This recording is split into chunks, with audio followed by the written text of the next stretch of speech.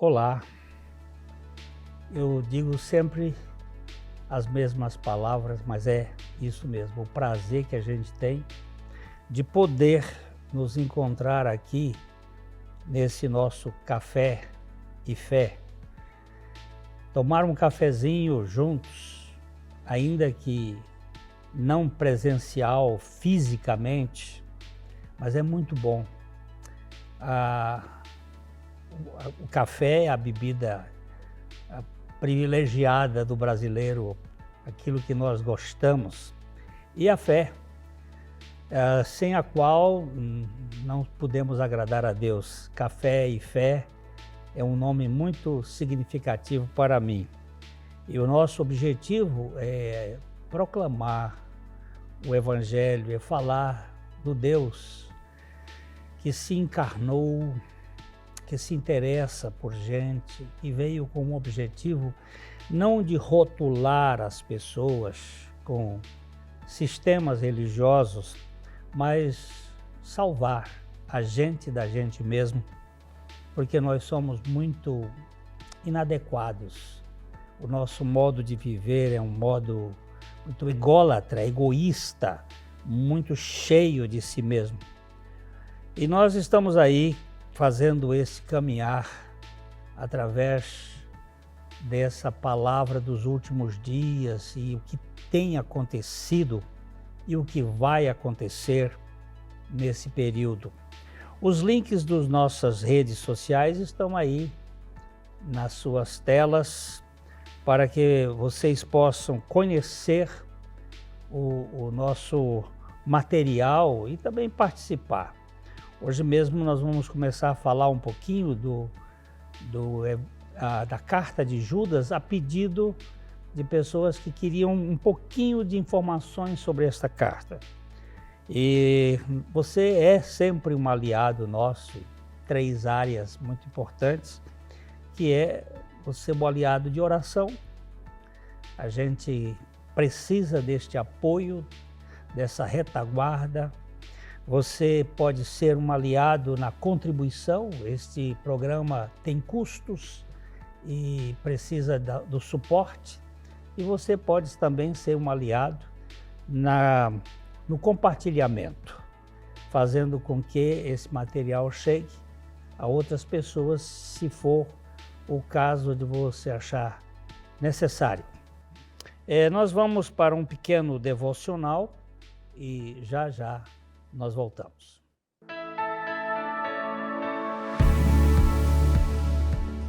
Bom dia, meus queridos, graça e paz. Estamos aqui novamente com muita alegria no coração para poder falar para vocês desse evangelho que transforma as nossas vidas de dentro para fora.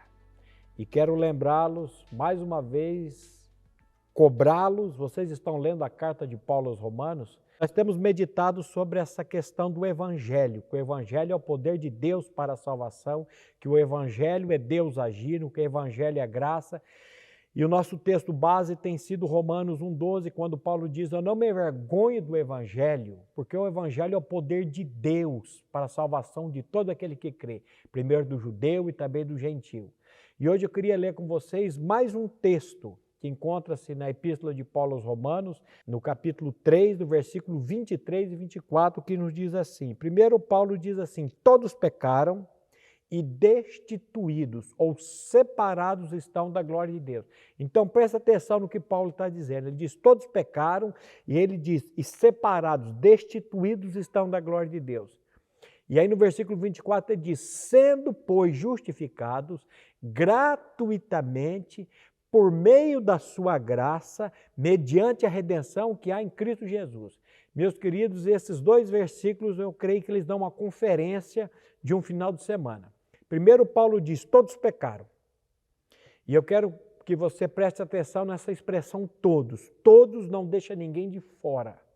Todos pecaram. A Bíblia diz: eis que eu nasci na iniquidade, o Salmo 51,5 diz essa verdade. Eis que eu nasci na iniquidade e em pecado me concebeu a minha mãe.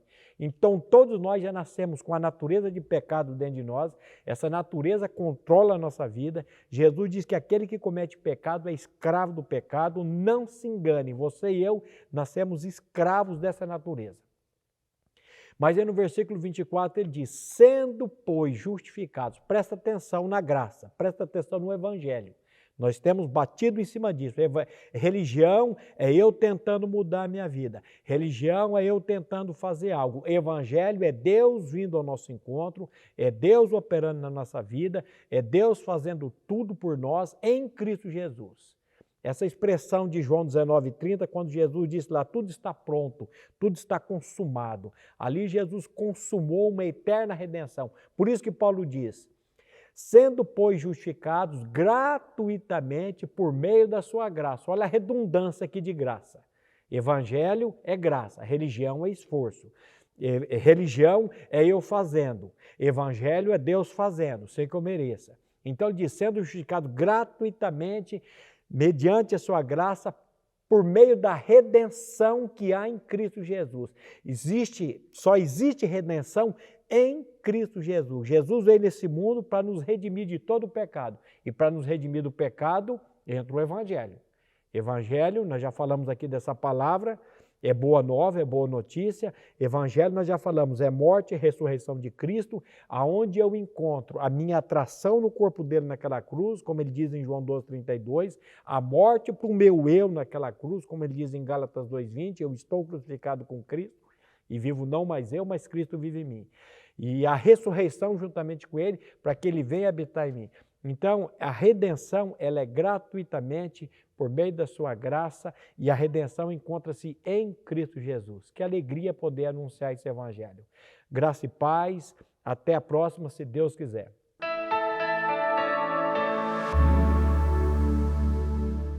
Ótica Higienópolis. Há 35 anos no mercado óptico de Londrina, sempre com novidades em produtos e tecnologia. Nossa equipe está preparada para dar uma verdadeira consultoria, facilitando a escolha de seus óculos para correção ou proteção solar. Ajuste de óculos personalizados, respeitando o conforto e anatomia do seu rosto. Ótica Higienópolis. Avenida Higienópolis, 346, em Londrina.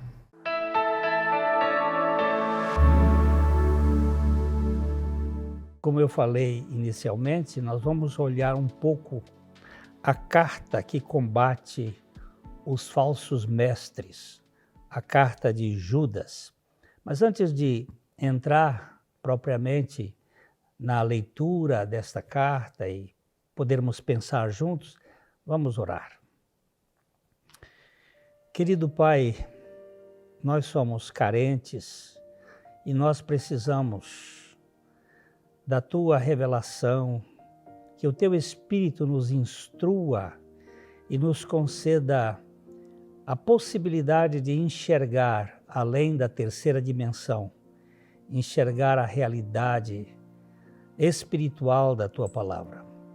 Fala conosco por meio do Teu Espírito Santo e pela Palavra e opera na vida de cada pessoa, para que nós não sejamos iludidos e enganados por ninguém.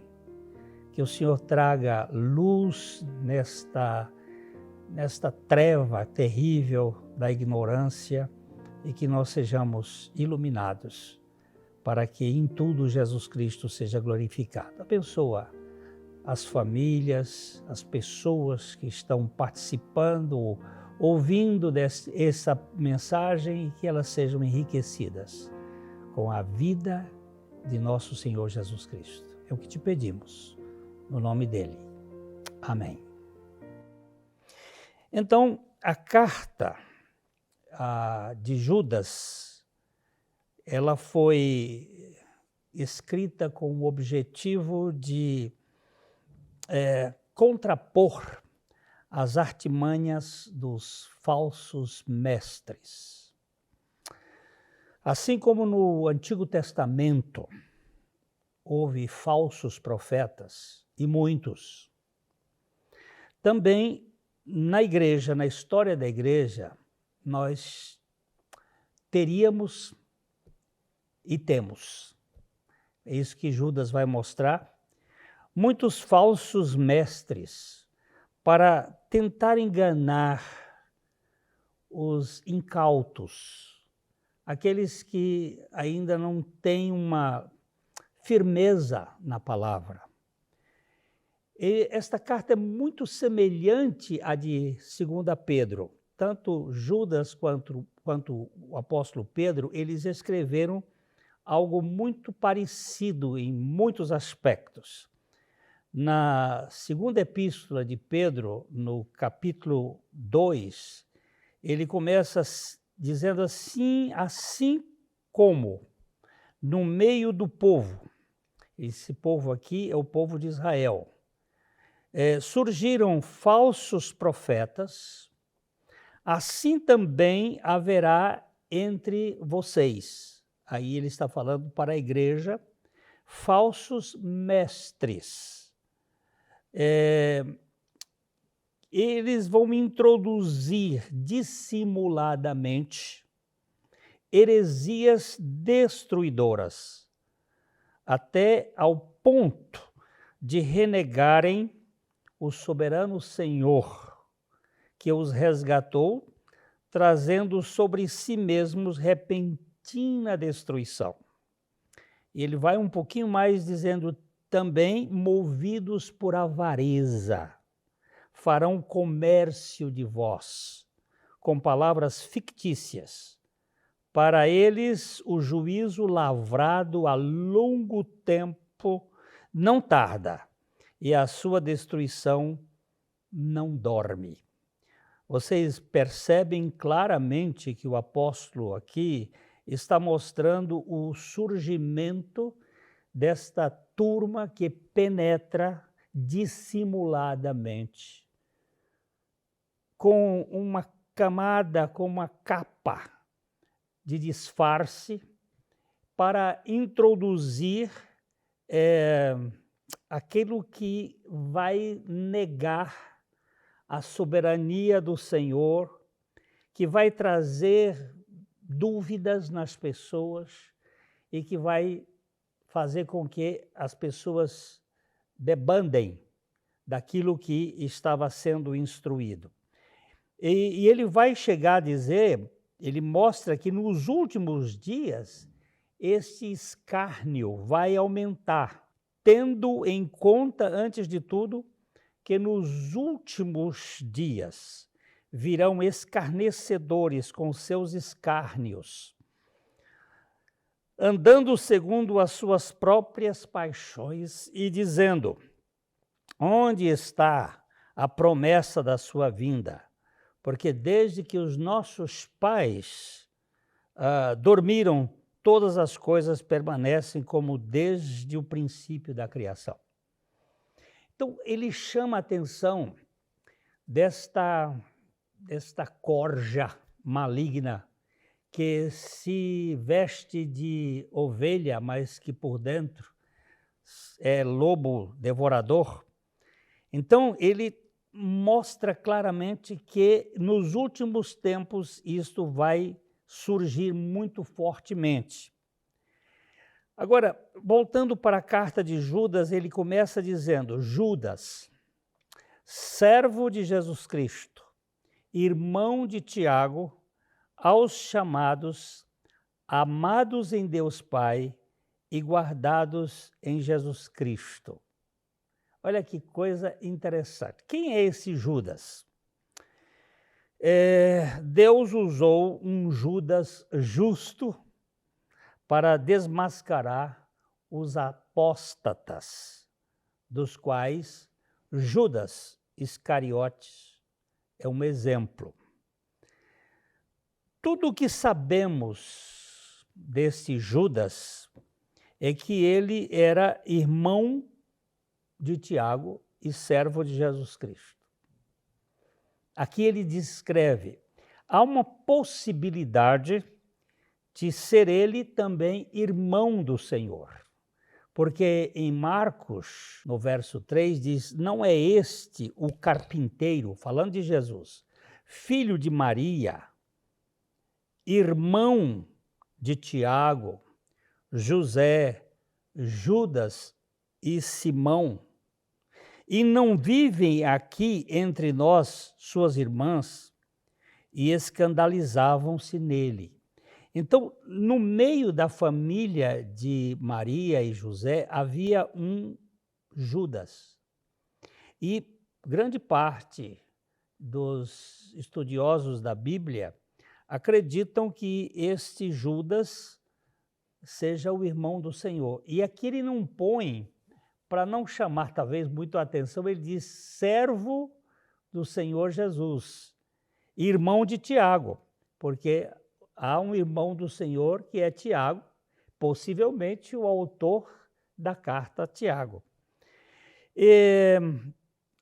Este Judas, ele escreve essa carta mostrando uma coisa muito interessante. Olha aqui, que Deus chama, que Deus, uma versão diz ama, mas no fundo essa palavra é santifica, e que essas pessoas são guardadas por meio de Jesus Cristo. E aqui está um pacote que nós vamos tentar mexer com ele agora, os chamados, os amados e santificados e aqueles que permanecem firmes até o fim, que são esse tipo de pessoa que Deus, na sua onisciência, tem chamado, tem amado e faz permanecer firme. Nós vamos ter um pequeno momento aqui, uma paradinha, e já nós voltamos para comentar um pouco mais sobre isso.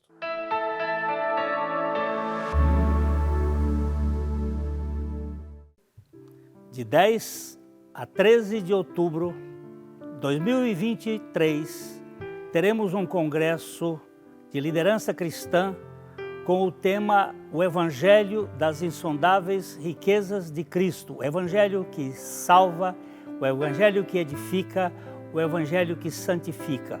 Espero por você. Participe!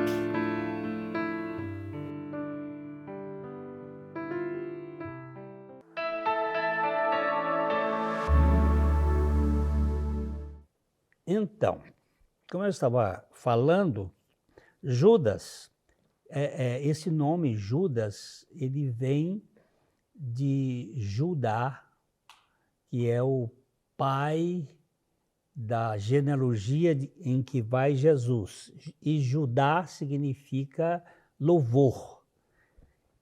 Nós temos aqui esse Judas dizendo que ele é irmão de Tiago, ele é servo de Jesus Cristo, e ele escreve aos amados, aos chamados, aos amados ou santificados e aos guardados em Jesus Cristo. Eu disse que gostaria de abordar um pouco aqui.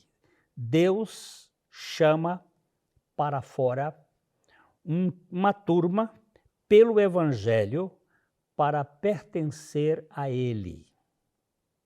Chamado, a palavra igreja vem, de certo modo, desse sentido, eclésia, chamados de fora para dentro, chamados do mundo para uma intimidade, para viver com Deus. O Senhor Jesus diz que muitos são chamados e que poucos são escolhidos. Agora, há um chamamento. Quando Paulo vai escrever a sua carta aos Romanos, ele começa dizendo exatamente assim: Paulo, servo de Jesus Cristo, chamado para ser apóstolo, separado para o Evangelho de Deus, o qual foi por Deus outrora prometido por intermédio dos santos profetas das Escrituras. E depois ele vai chegar aqui e dizer assim: de cujo número sois também vós chamados para serdes de Cristo Jesus. E a primeira coisa que eu quero falar com você é se você percebe um chamamento de Deus na sua vida. Eu gosto muito daquele texto que o apóstolo Paulo vai descrever em Romanos. Ele diz: sabemos que todas as coisas, sabemos que Deus faz com que todas as coisas cooperem para o bem daqueles que são chamados segundo o seu propósito. Você percebe o chamamento de Deus para a sua vida? Você já ouviu a voz do Espírito Santo no seu interior, lhe chamando para pertencer a Jesus Cristo? Não simplesmente por um pastor, um padre, alguém que fez um apelo para que você pertencesse a um sistema. Essa palavra chamado aqui, ela é muito importante, porque nós não somos intrometidos. Nós não estamos entrando de gaiato, como usa-se nas festas. Nós entramos com um convite, com um chamamento, com uma vocação. Esse chamamento é muito importante. E ele fala: eu estou escrevendo essa carta aos chamados. Depois ele usa uma outra expressão aqui, que são os separados por Deus, para ser um povo especial, um povo puro, purificado. O Jesus, no momento da sua oração sacerdotal, aquele momento em que ele estava orando, não só pelos seus discípulos que conviviam ali com ele, mas também orou por nós, porque ele orou por aqueles que viessem a crer nele. Há um momento que ele diz assim: a favor deles eu me santifico a mim mesmo, para que eles também sejam santificados pela verdade. Esta é a palavra grega para as pessoas, designar as pessoas que Judas está dizendo. Aqueles que têm o conteúdo da santidade, da separação que Deus nos dá em Cristo Jesus. Essa santificação é muito importante. Em 1 Coríntios, no capítulo 1, Paulo diz: Paulo, chamado pela vontade de Deus para ser apóstolo, e ele vai dizer: a igreja de Deus que está em Cristo Jesus, aos santificados em Cristo Jesus, chamados para ser santos, com todos os que em todo lugar invocam o nome do Senhor Jesus Cristo, Senhor deles e nosso. Uma ocasião eu estava falando no Mato Grosso, numa igreja grande, e eu perguntei assim ao povo: quantos aqui se consideram, se percebem santos? E eu dei uma olhada naquele auditório de umas 800 pessoas, ninguém levantou a mão. Porque o nosso conceito de santo é de perfeito, é de impecável. Mas os santos, dentro do conceito bíblico, é aqueles que foram separados. E eu disse: olha, lamentavelmente, eu estou diante de uma igreja de incrédulos, porque não creem na palavra de Deus, porque Ele nos chamou para ser santos. Quer dizer que o Senhor é santo? Certamente. Eu não sou santo no sentido que é dado muitas vezes a homens que alcançaram uma maturidade maior, mas eu estou nesse processo de santificação, e você que crê no Senhor Jesus Cristo, chamados para ser santos, com todos os que em todo lugar invocam o nome do nosso Senhor Jesus Cristo, Senhor deles e nosso. Então, aqui nós temos uma garantia que Deus nos chamou para ser diferentes deste conceito do mundo. Paulo vai dizer também no capítulo 6 de 1 Coríntios, ou não sabem vocês que os injustos não herdarão o reino de Deus? Não se enganem, nem impuros, nem idólatras, nem adúlteros, nem efeminados, nem sodomitas, nem ladrões, nem avarentos, nem bêbados, nem maldizentes, nem roubadores herdarão o reino de Deus. Uau! Então quem vai herdar o reino de Deus? E ele vai dizer, tais foram muitos de vocês, mas vocês foram lavados, mas vocês foram santificados em Cristo Jesus e justificados em Cristo Jesus e no Espírito do nosso Deus. Gente, é claro que toda a vida cristã depende de Cristo, de fio a pavio, de alfa a ômega, do princípio ao fim. Não existe nada em nós que nos garanta esta realidade. E aqui ele vai mostrar outra característica para quem ele estava escrevendo. Primeiro, aos chamados. Segundo, àqueles separados por meio da obra de Cristo. E, finalmente, ele usa a expressão aqueles que são preservados. Eles são maravilhosamente preservados do perigo, do dano, da corrupção, até que finalmente sejam conduzidos para ver o Rei Jesus Cristo em sua beleza.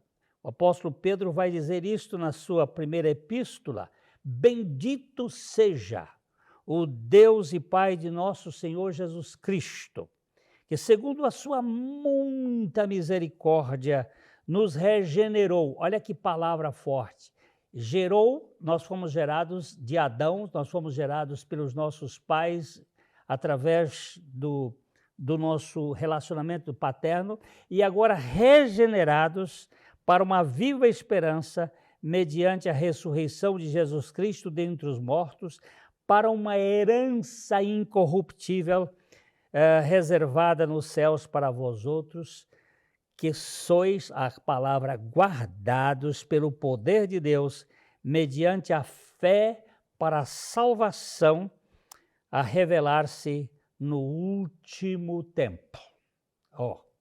Eu fui salvo, eu estou sendo salvo, e eu serei salvo. Eu fui salvo da condenação do pecado, eu estou sendo salvo do poder do pecado, e eu serei salvo da presença do pecado.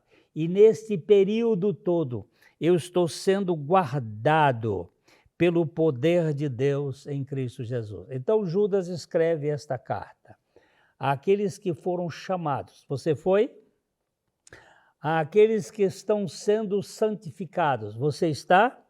E àqueles que estão sendo preservados e guardados contra estes falsos mestres que vão empreender tudo para tentar nos tirar do caminho. Que Deus dê a você e a mim a solidez, a confiança de que o Evangelho de Jesus Cristo é garantia, é poder para nos libertar de toda a nossa estrutura caótica deste mundo.